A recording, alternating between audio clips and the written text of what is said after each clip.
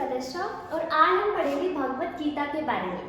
तो Bhagavad Gita holy book of Hinduism है जिसे 5000 साल पहले महाभारत के हिस्से के रूप में लिखा गया था। It has teachings given by Lord Krishna.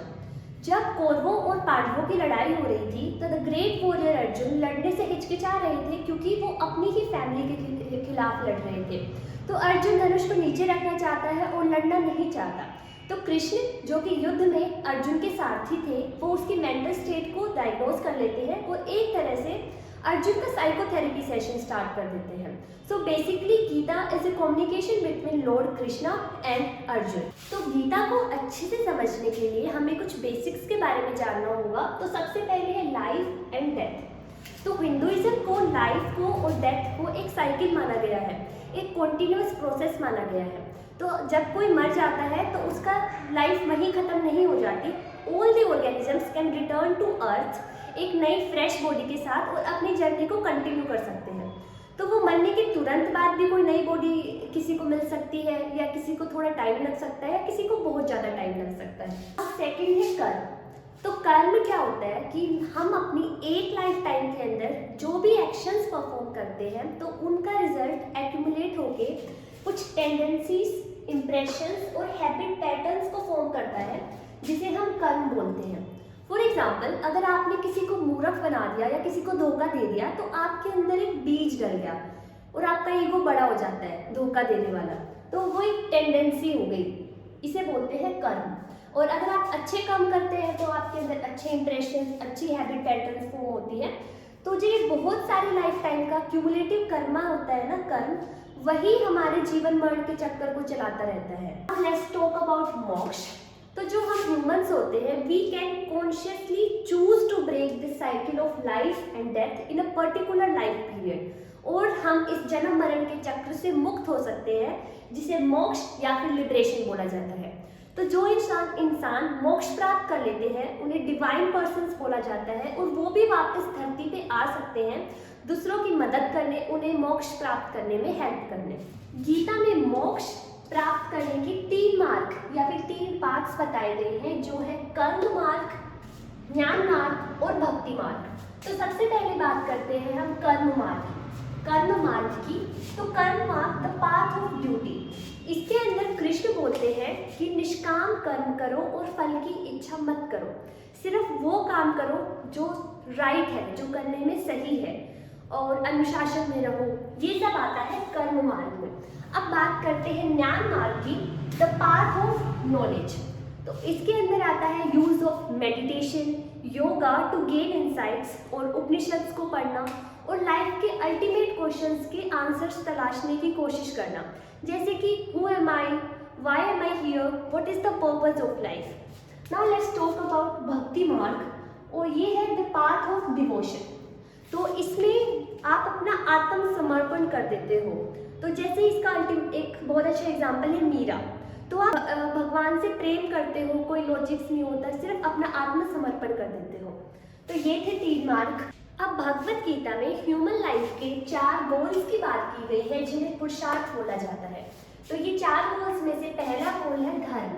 तो धर्म का मतलब होता है leading a virtuous life, ethics के हिसाब से काम करना, किसी का बुरा नहीं करना या फिर सच्चाई के साथ रहना, सही काम करना, ये सब आते हैं धर्म में। तो जैसे महाभारत में युधिष्ठिर को धर्म का अल्टीमेट एग्जाम्पल माना जाता है। Now let's talk about earth. अर्थ का मतलब होता है एक्वायरिंग वेल्थ। थर्ड इज काम। काम का मतलब होता है फुलफिलिंग डिजायर्स और यहाँ पे सेक्सुअल डिजायर की नहीं, साइकोलॉजिकल नीड्स की बात की गई है। फोर्थ इज मोक्ष।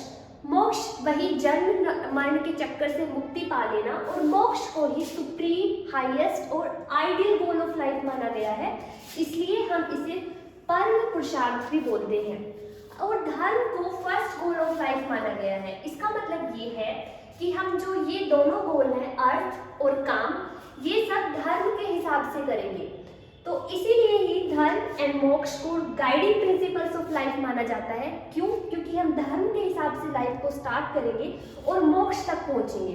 धर्म पुशिंग फ्रॉम बिहाइंड, मतलब कि जो भी हम जिंदगी में करें वो सब धर्म के हिसाब से करें, और मोक्ष pulling from the front in the journey of life, क्योंकि पहुंचना इन द एंड हम सबको मोक्ष की तरफ ही है। Let's talk about the consciousness and state of consciousness. और ये काफ़ी इंपॉर्टेंट टॉपिक है, और इम्पोर्टेंट क्यों है, क्योंकि यूजीसी नेट में प्रीवियस ईयर्स में आया हुआ है। तो जो हमारी मॉडर्न साइकोलॉजी है, इसमें 3 स्टेट ऑफ कॉन्शियसनेस मानी जाती है। तो फर्स्ट इज वेकिंग। तो वेकिंग स्टेट के अंदर क्या होता है कि हम हमारे सेंसरी ऑर्गन्स की हेल्प से आउटसाइड वर्ल्ड को परसीव करते हैं और हमारे पास्ट एक्सपीरियंसेस और मेमोरीज की हेल्प से उसे समझते हैं। और वेकिंग स्टेट के अंदर अच्छे से पता होता है कि भाई मैं प्रतिष्ठा हूँ और मैं इस वर्ल्ड को एक्सपीरियंस कर रही हूँ। तो second is dream state. Dream state के अंदर जो हमारी सेंसरी अवेयरनेस होती है वो काफ़ी लिमिटेड होती है। हमें कुछ ही चीज़ों का पता चलता है, जैसे कि टेम्परेचर का, साउंड का या टच का, और हमारा माइंड हमारे लिए ड्रीम वर्ल्ड बना देता है। और इस स्टेट के अंदर हम अपनी आइडेंटिटी कुछ डिग्री तक लूज कर देते हैं। Now third is deep sleep. तो डीप स्लीप के अंदर ना तो सेंसरी अवेयरनेस होती है और हमारे माइंड की एक्टिविटीज भी लगभग स्टॉप हो जाती है, स्टॉप फंक्शनिंग। तो इसके अंदर we are left with the feeling of rest and peace. तो जब ये दोनों स्टेट हैं, इनके अंदर we lose our identities to a certain degree, लेकिन जब भी हमारी नींद खुलती है तो जो हम सोने से पहले थे वही पर्सन हम दोबारा हो जाते हैं। तो इस चीज को हमारे ईस्टर्न सिस्टम्स ने समझाया है तुर्यावस्था की हेल्प से। तो ये जागृत, स्वप्न और सुषुप्ति और तुर्या, ये 4 स्टेट ऑफ कॉन्शियसनेस बताई गई हैं। तो जागृत को आप वेकिंग स्टेट ही लगा लीजिए, स्वप्न को आप ड्रीम स्टेट और सुषुप्ति को आप डीप स्लीप मान लीजिए। लेकिन अब इन्होंने तुर्यावस्था की बात करी है, अब हम बात करते हैं तुर्यावस्था के बारे में। तो तुर्यावस्था को ट्रांसडेंटल अवेयरनेस, प्योर अवेयरनेस और कॉन्टेंटलेस अवेयरनेस भी बोला गया है। तो तुर्यावस्था क्या होती है? तो this is ever present and we undergo all our experiences in the backdrop of this. तो मतलब जो ये स्टेट ऑफ कॉन्शियसनेस है, ना तो ये हमारे डिपेंड करती मेंटल स्टेट्स पे, ना बॉडी स्टेट्स पे। ये इंडिपेंडेंट अवेयरनेस है जो हमेशा प्रेजेंट होती है। और जो भी तीनों स्टेट हम एक्सपीरियंस करते हैं, जो थी जागृत, सुषुप्ति और स्वप्न, वो तीनों हम तुर्यावस्था के बैकड्रॉप में ही एक्सपीरियंस करते हैं। तो इसलिए जब हमारी मेंटल एक्टिविटी स्टॉप भी हो जाती है तो तुर्यावस्था की हेल्प से हम अवेयर होते हैं अपनी एग्जिस्टेंस को लेके। तो ये होती है तुर्यावस्था। हिंदुइज्म में कॉन्शियसनेस और माइंड को एक दूसरे के इंडिपेंडेंट माना गया है। तो consciousness is the source of light, जिसकी वजह से जो भी हमारे एक्सपीरियंस है या जो भी हमारी मेंटल एक्टिविटीज़ है वो पॉसिबल है। तो जब एक इंसान मर जाता है तो जो उसकी कॉन्शियसनेस है वो एक सूक्ष्म शरीर ले लेती है और एक सटल रूप में एग्जिस्ट करती है, और कुछ समय के बाद वो एक नई बॉडी ले लेती है और कंटिन्यू टू एग्जिस्ट। तो कॉन्शियसनेस कभी मर नहीं जाती, इसे चेतना भी बोलते हैं। तो ये एक इम्पोर्टेंट बात थी। इस वीडियो में बस इतना ही। Thank you so much guys for watching this video.